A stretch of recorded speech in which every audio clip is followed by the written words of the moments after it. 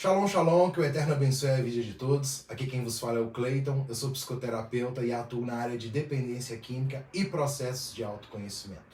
E aí, tá pronto para a aula de hoje? Então, papel, lápis, caneta na mão, que vão ter algumas perguntas no meio da aula que são muito importantes você copiar e responder, porque a nossa aula vai ser muito didática.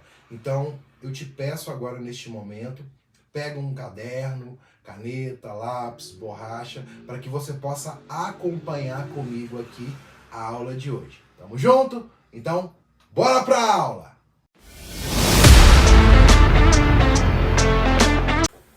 Procuramos, através da prece e meditação, melhorar o nosso contato consciente com Deus, da maneira como nós o compreendimos, rogando apenas o conhecimento da sua vontade em relação a nós e o poder de realizar esta vontade. 11º passo. O passo 11 diz que nos prontificamos a ter um contato consciente com o Deus de nossa compreensão. E que nossa tarefa agora é melhorar este contato. Começamos a desenvolver o nosso conhecimento consciente do poder superior no passo 2. Aprendemos a confiar na orientação deste poder no passo 3. E a contar com este poder muitas vezes e por diversas razões no processo de trabalhar os passos. Cada vez que rogamos ajuda ao nosso poder superior, melhoramos o nosso relacionamento com ele. O passo 11 reconhece que estender a mão ao Deus da nossa compreensão, o que chamamos simplesmente de oração, é uma das mais efetivas maneiras de construir um relacionamento com Deus. Outro modo sugerido neste passo é a meditação. Precisaremos explorar nossos próprios conceitos de oração e meditação para nos certificar que reflitam nosso caminho espiritual. Nosso próprio caminho espiritual. O 11º passo nos dá a oportunidade de encontrar nosso próprio caminho espiritual ou de aperfeiçoá-lo caso já tenhamos algum.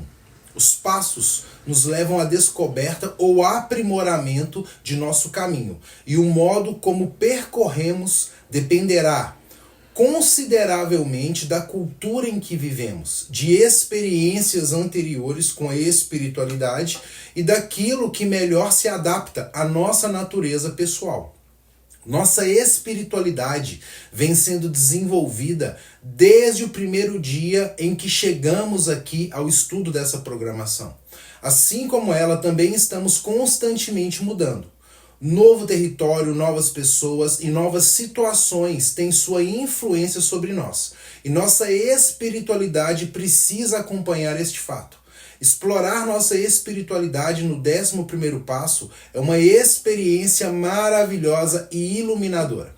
Estaremos expostos a muitas ideias novas e descobriremos que muitas delas vêm diretamente de nosso próprio conhecimento de questões espirituais, por termos desenvolvido um padrão de referência para a espiritualidade nos 10 passos anteriores. Descobrimos que nossa percepção ela tem crescido juntamente com a capacidade de compreender novas informações sobre nós mesmos e nosso mundo. Através de uma busca espiritual amplamente aberta, aprenderemos e descobriremos verdades pessoais tanto em nossos esforços concentrados para compreender mais, quanto nos menores detalhes de nossas vidas. Muitos de nós achamos que quando chegamos à programação, realmente precisávamos mudar de Deus.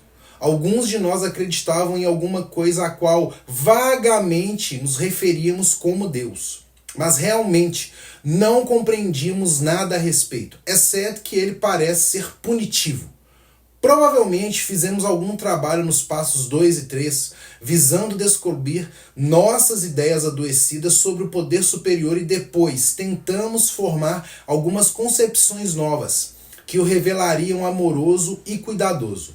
Para muitos de nós, simplesmente acreditar que tínhamos um poder superior que cuidasse de nós como indivíduos era o suficiente para nos conduzir através dos passos seguintes. Não sentimos qualquer necessidade de desenvolver o nosso entendimento além disso. Nossas ideias, entretanto, foram se aprimorando mesmo sem um esforço consciente. Toda experiência específica de trabalhar os passos nos dá noções da natureza do nosso poder superior. Percebemos algumas verdades sobre nosso poder superior mais do que as compreendemos intelectualmente. No momento em que nos sentamos com o nosso padrinho ou madrinha ou terapeuta para partilhar o quinto passo, muitos de nós fomos subitamente tomados pela tranquilidade e segurança de confiar neles, no processo e seguir adiante. Neste momento, sentimos a presença do nosso poder superior, juntamente com o trabalho do 8º e 9º passos. Isto fez surgir em muitos de nós uma consciência crescente do que esse poder deseja para nós. Agora perguntas para você ou para os seus pacientes aqui. Que experiências com os passos anteriores ou com outras áreas da sua vida te deram alguma noção de como é o seu poder superior? O que você compreendeu sobre o seu poder superior a partir dessas experiências? Que qualidades tem o seu poder superior? Você pode utilizá-las em seu benefício? Você pode experimentar este poder transformador em sua vida?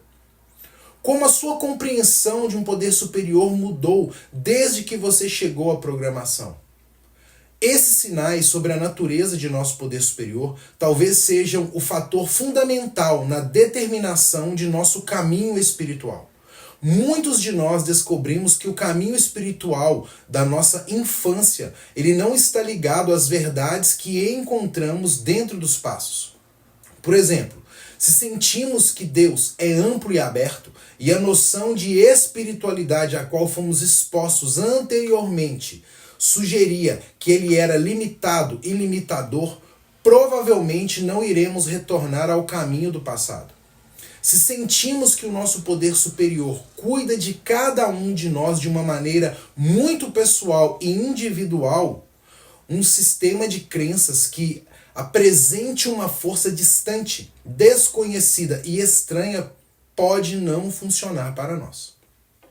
Enquanto alguns precisam tomar um novo caminho, outros têm achado que só o oposto é verdadeiro. O que estamos descobrindo nos passos pode ser explorado em maior profundidade através do caminho espiritual de nossa infância. É possível que, através da prática dos passos, tenhamos curado ressentimentos que tivemos contra instituições religiosas e, consequentemente, sejamos capazes de voltar àqueles lugares com a mente mais aberta. Para outros, a religião na infância era pouco mais do que um local para frequentar, uma comunidade com a qual tínhamos uma ligação sentimental. Em recuperação, começamos a enxergar de que forma podemos usar nossa religião como um caminho espiritual pessoal. Isso nos leva a enfatizar que nunca deveríamos confundir religião com espiritualidade. Na programação, elas não são idênticas. Narcóticos Anônimos, por exemplo, não é uma religião. Oferece um conjunto de princípios espirituais e um conceito ao qual se refere como um Deus, um poder superior ou um poder maior do que nós somos. Esse conceito é usado pelos membros como caminho de libertação da adicção ativa. Os princípios espirituais e a concepção de poder superior podem se harmonizar com o caminho espiritual pessoal que o membro segue fora de NA, ou podem constituir um caminho espiritual por si mesmos. Isso depende de cada um. Bom, alguns de nós chegamos a este ponto simplesmente sem saber. As instituições com que nos envolvemos no passado não nos deram respostas, mas não conseguimos pensar em nada melhor. Para quem está nessa situação, esse é o ponto em que embarcamos numa das mais importantes jornadas das nossas vidas. A busca de um caminho para compreender o poder superior. Neste processo, provavelmente visitaremos qualquer lugar que tenha a ver com espiritualidade, disponível em nossa comunidade. Também poderemos ler uma boa quantidade de livros relacionados com a espiritualidade e o crescimento espiritual, bem como conversar com um grande número de pessoas. Podemos nos comprometer por um tempo com algumas práticas antes de estabelecer uma permanente, ou nunca estabelecê-la. O livro It's Work, How and Why, ele menciona que muitos de nossos membros adotam uma abordagem diversificada da espiritualidade. E se isso se aplica a nós, é importante saber que fazê-lo também é bom e atende às necessidades espirituais da recuperação. Você tem um caminho espiritual específico? Quais são as diferenças, na sua visão, entre religião e espiritualidade?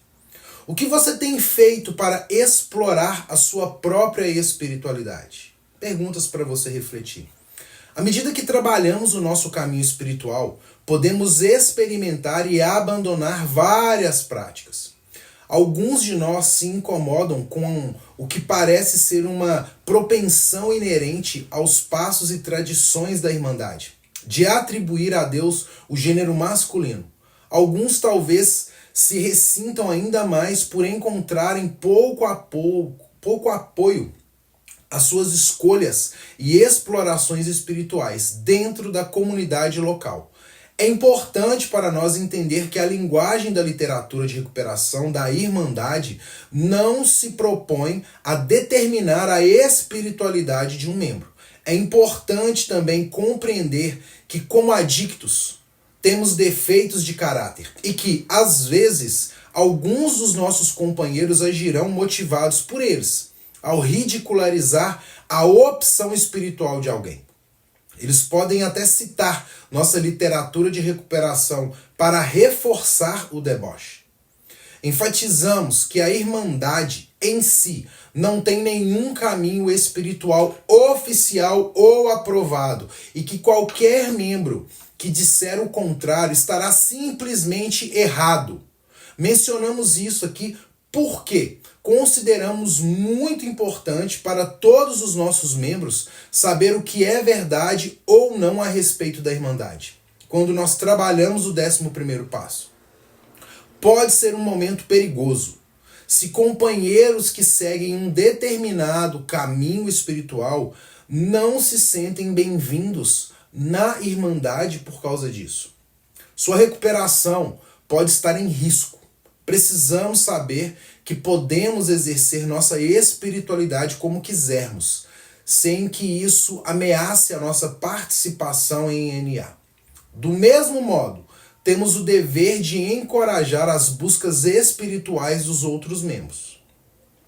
Você tem encontrado qualquer preconceito na Irmandade ao explorar a sua espiritualidade? Como você se sente a respeito disso? O que você tem feito para manter a sua crença? É essencial que não deixemos o nosso caminho espiritual nos disfarçar da Irmandade. O nosso texto básico, ele nos lembra que é fácil flutuarmos porta fora em uma nuvem de fervor religioso e esquecermos que somos adictos com uma doença incurável. É importante lembrar que precisamos da Irmandade para lidar com a nossa adicção. Nós precisamos da literatura. Qualquer outro complemento em nossas vidas pode melhorar a sua qualidade, mas nada pode tomar o lugar da recuperação da programação. Enquanto continuarmos praticando o básico da recuperação, por exemplo, irregularmente as reuniões, ficar em contato com o nosso padrinho, madrinha, o terapeuta e ajudar os recém-chegados, não corremos o risco de nos afastar. Independentemente do caminho espiritual que você está seguindo, você vem mantendo o seu envolvimento com a Irmandade? Como o seu envolvimento com a Irmandade completa a sua jornada espiritual? Como o seu caminho espiritual contribui para a sua recuperação? Os membros da Irmandade frequentemente descrevem a prece como falar com Deus e a meditação de como ouvi-lo. Esta descrição ela tem sido parte da sabedoria coletiva da Irmandade por muito tempo, por captar tão bem os diferentes significados de prece e meditação. Estamos construindo um relacionamento com o nosso poder superior e precisamos ter um diálogo com ele, não meramente um monólogo.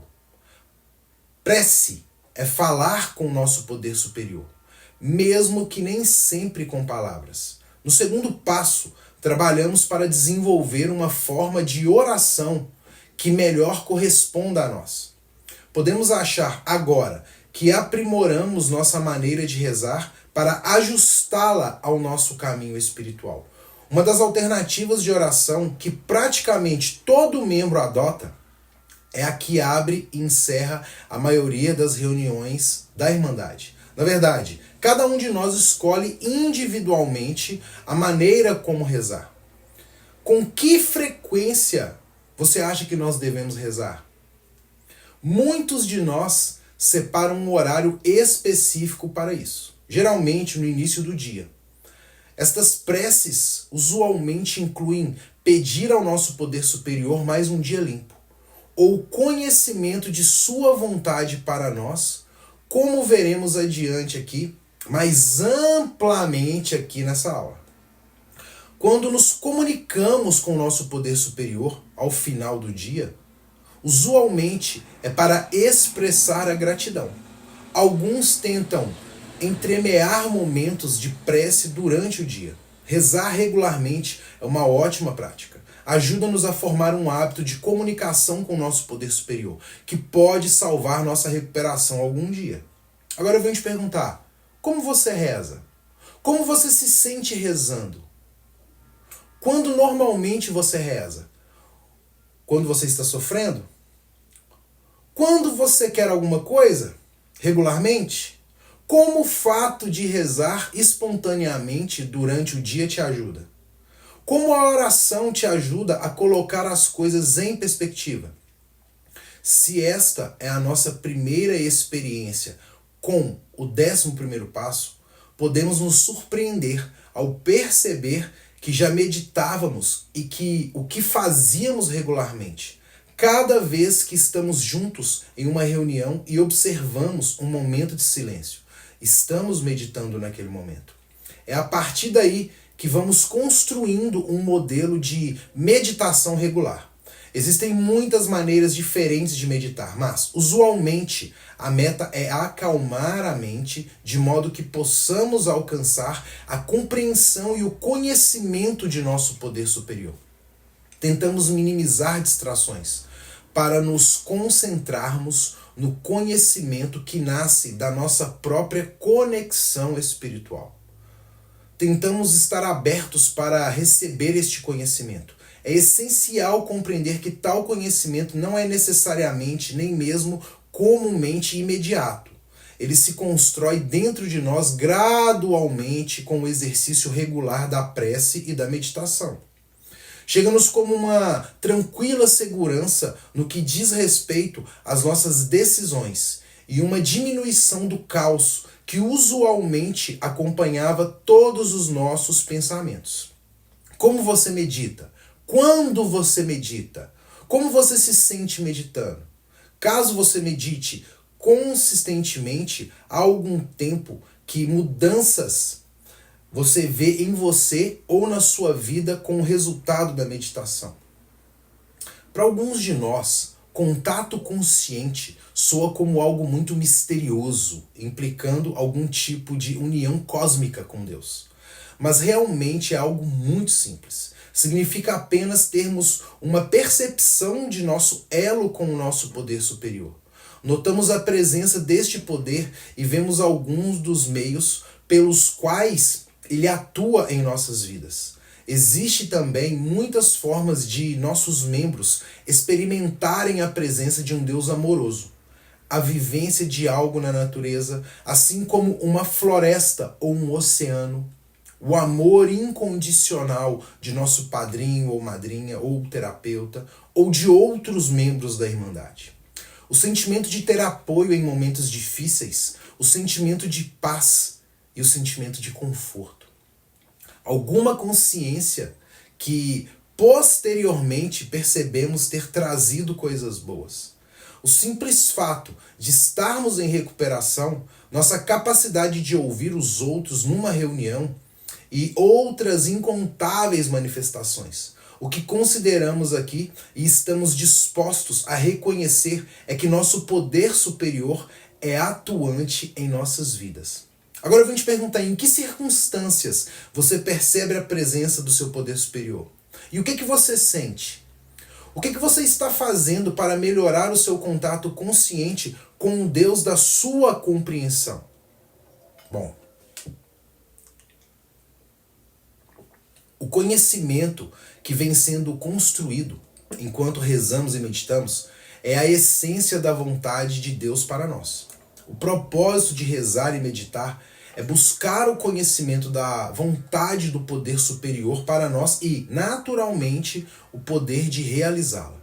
Mas a primeira coisa a fazer é identificar o propósito de Deus em relação às nossas vidas. Precisamos ter a mente muito aberta para começar a compreender a vontade de Deus para nós.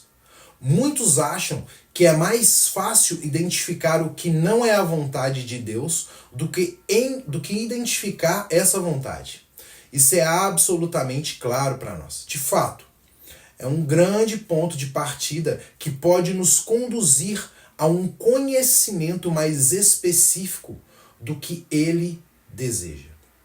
Em primeiro lugar, obviamente, recair não é a vontade de Deus para nós, correto? Podemos estender esse simples fato para concluir que agir de algum modo que pode nos levar a recaídas também não é a vontade de Deus para nós. Não precisamos nos tornar analíticos demais a este respeito, nem começar a questionar se nossas rotinas diárias poderiam nos levar a uma recaída. Isso realmente é muito mais fácil do que parece. Basta usarmos todo o conhecimento sobre nós mesmos e nossos padrões, conquistando com o trabalho dos passos 4 a 9, e darmos o melhor para evitar comportamentos destrutivos. Descobriremos que não podemos nos dar ao luxo de agir conscientemente fora do propósito. Não devemos lidar com uma situação pensando, eu serei manipulador apenas esta única vez, e depois escreverei sobre isso. Trabalharei com meu padrinho ou madrinha ou terapeuta e farei reparações. Se nós usarmos desses expedientes, não apenas estaremos num terreno perigosíssimo, como ainda tomando a decisão consciente e deliberada de ir contra a vontade de Deus. Muitas vezes seremos motivados inconscientemente por nossos defeitos. O verdadeiro motivo para preocupação neste caso é nossa consciência e disposição de sermos deliberadamente destrutivos. No terceiro passo, exploramos a linha tênue que divide a humilde e honesta busca de nossas metas, da sutil manipulação para forçar resultados. Agora, com a experiência obtida através dos passos, temos mais recursos para identificar essa fronteira e fazer as escolhas certas. Conforme nós vamos ao encontro daquilo que queremos, precisamos medir constantemente a distância que estamos mantendo dessa linha. Por exemplo, podemos decidir que queremos ter um relacionamento romântico. Não há nada de errado com isso, desde que estejamos espiritualmente motivados e não percamos de vista a linha entre a vontade de Deus e a nossa própria vontade. Se mentimos para parecer mais atraentes ou nos tornamos camaleões, estamos agindo de forma voluntariosa. Se expressamos honestamente quem somos, estaremos provavelmente mais próximos da vontade de Deus. Se em um relacionamento tentamos transformar nosso possível parceiro ou parceira em algo que ele não é ou ela não é, estaremos agindo por capricho. Agora, se por outro lado já determinamos o que queremos de um parceiro, parceira, e a pessoa que conhecemos parece ter o perfil que nós desejamos, sem nossa intervenção, estamos provavelmente vivendo a vontade de Deus. É assim que sabemos se um relacionamento é a vontade de Deus para nós ou não. Outro exemplo aqui. Queremos uma educação universitária. Estamos dispostos a colar numa prova para conseguir isso. Agindo dessa forma, nós transformaríamos uma meta preciosa numa ação de vontade caprichosa. Não agir voluntariosamente é a razão primordial pela qual rogamos o conhecimento da vontade de Deus para nós e o poder de realizar essa vontade. Agora, que situações você pode identificar em sua vida nas quais você agiu por capricho? E quais foram os resultados disso? Que situações você pode identificar em sua vida nas quais você tentou harmonizar a vontade de Deus e a sua vontade? E quais foram os resultados? Bom, como diz no livro It's Work, How and Why, a vontade de Deus para nós é a habilidade de viver com dignidade, de amar aos outros e a nós mesmos, de rir e encontrar uma imensa alegria e beleza à nossa volta. Nossos mais sinceros desejos e sonhos para nossas vidas estão se tornando realidade. Estes presentes incalculáveis não estão mais fora do nosso alcance.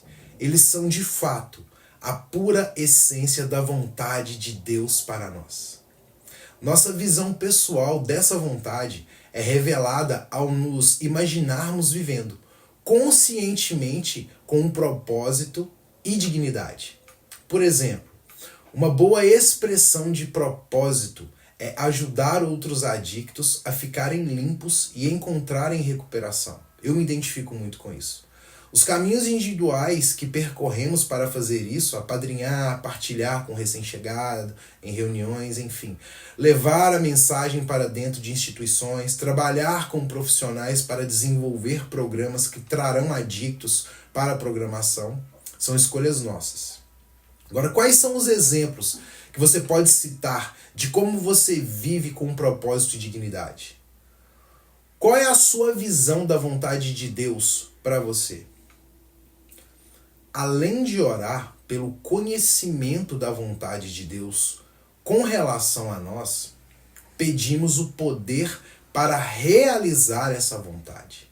Nesse contexto, poder não se refere apenas à força.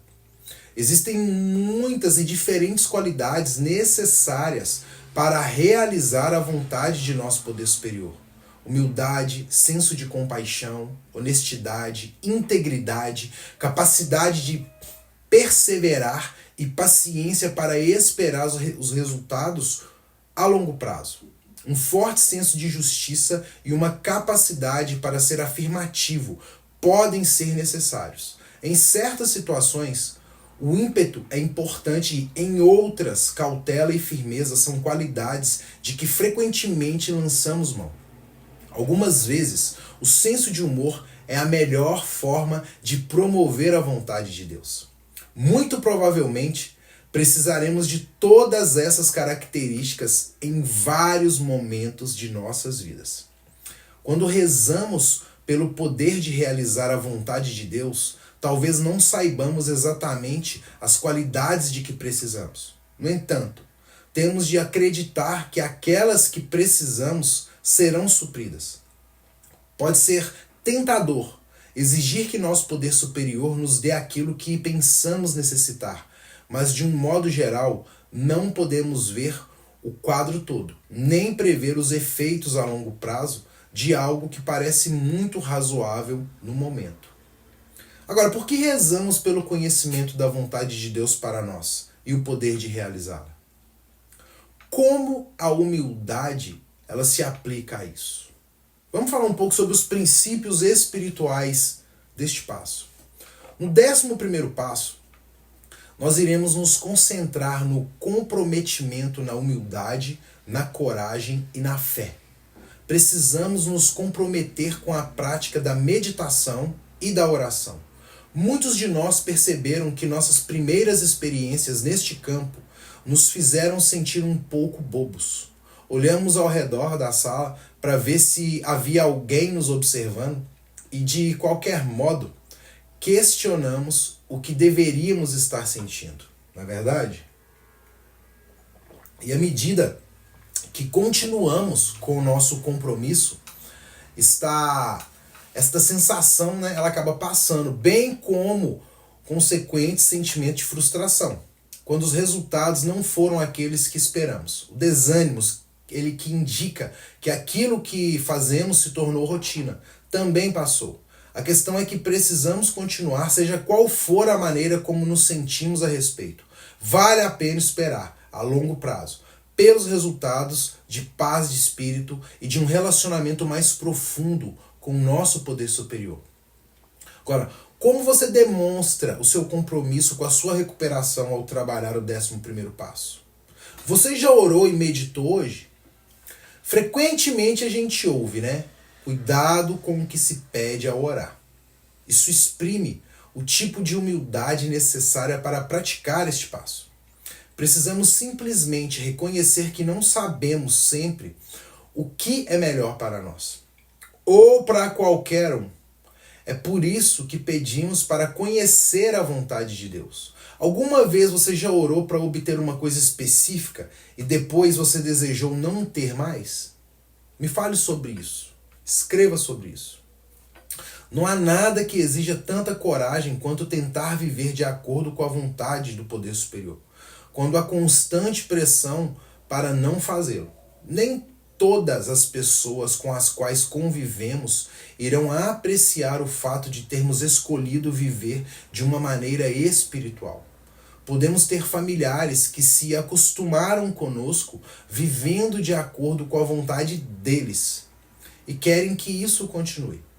O nosso crescimento acaba os ameaçando. Digamos que nossos amigos estejam fofocando. Os esforços para viver o programa nos causam algum desconforto ao praticar, né, a fofoca. Ainda que não queríamos ser donos da verdade, nem fazer pregações. Precisamos de coragem, simplesmente para evitar participar de situações desse tipo. Podemos perder alguns amigos nesse caminho, à medida que crescemos espiritualmente. Quase todos nós encaramos alguma situação na vida, na qual ou somos chamados a participar de algo moralmente repreensível, ou apenas ficarmos quietos e permitimos que aconteça. Protestar veementemente pode ser a atitude verdadeiramente corajosa, mas causa duras consequências para nós. Nessa hora, o que fazemos é decisivo e pode muito bem afetar as nossas escolhas pelo resto de nossas vidas. Você tem se deparado com alguma situação que te exigiu defender as suas crenças com algum custo pessoal? Como você agiu? Quais foram os resultados? O princípio da fé, ele nos ajudará a praticar o princípio da coragem e a viver nossas vidas com integridade. Não precisamos ficar com tanto medo de perder amigos, ter mudanças nos relacionamentos ou ainda ver nossas vidas profundamente afetadas porque sabemos que estamos sendo cuidados. Acreditamos que, se tivermos que deixar velhos amigos porque têm atitudes nocivas para o nosso desenvolvimento espiritual, formaremos novos relacionamentos com pessoas cujos valores partilhamos. Basicamente, precisamos acreditar que nos será dado o poder de realizar a vontade do nosso poder superior. Até agora te foi dado aquilo que você precisa? O que foi que você recebeu? As nossas práticas neste passo se revelam em cada área de nossas vidas. Com o exercício regular da meditação, passamos a ouvir mais atentamente o que os outros dizem nas reuniões. A experiência de acalmar a nossa mente nos torna capazes de fazer isso em muitos lugares. Já não ficamos mais consumidos por planejar o que dizer quando chegar a nossa vez, a ponto de nem ouvir os outros. Começamos a nos sentir satisfeitos com as nossas vidas. Não experimentamos mais aquela urgência de controlar. Estamos focados num propósito maior do que nós mesmos. O nosso arrependimento começa a desaparecer, nossa dicção ativa não parece mais uma tragédia e um desperdício, à medida que descobrimos como usar essa experiência para um propósito maior, levar a mensagem ao adicto que ainda sofre.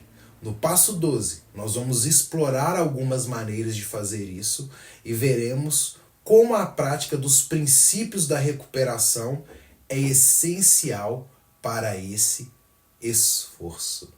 Legal, família? E se você gostou dessa aula, se você gostou desse conteúdo, não deixe de dar o seu like. Se você ainda não é inscrito no canal Ideia de Terapeuta, se inscreve no canal. Nós já estamos chegando ao final dessa jornada, mas ela é sempre constante, né? Ela é um ciclo. Então, cada vez que a gente vai praticando os passos, a gente vai crescendo, a gente vai amadurecendo, a gente vai expandindo a nossa consciência da programação. Legal? Então tamo junto, valeu, vocês estiveram aqui comigo e até a próxima aula. Tamo junto, shalom!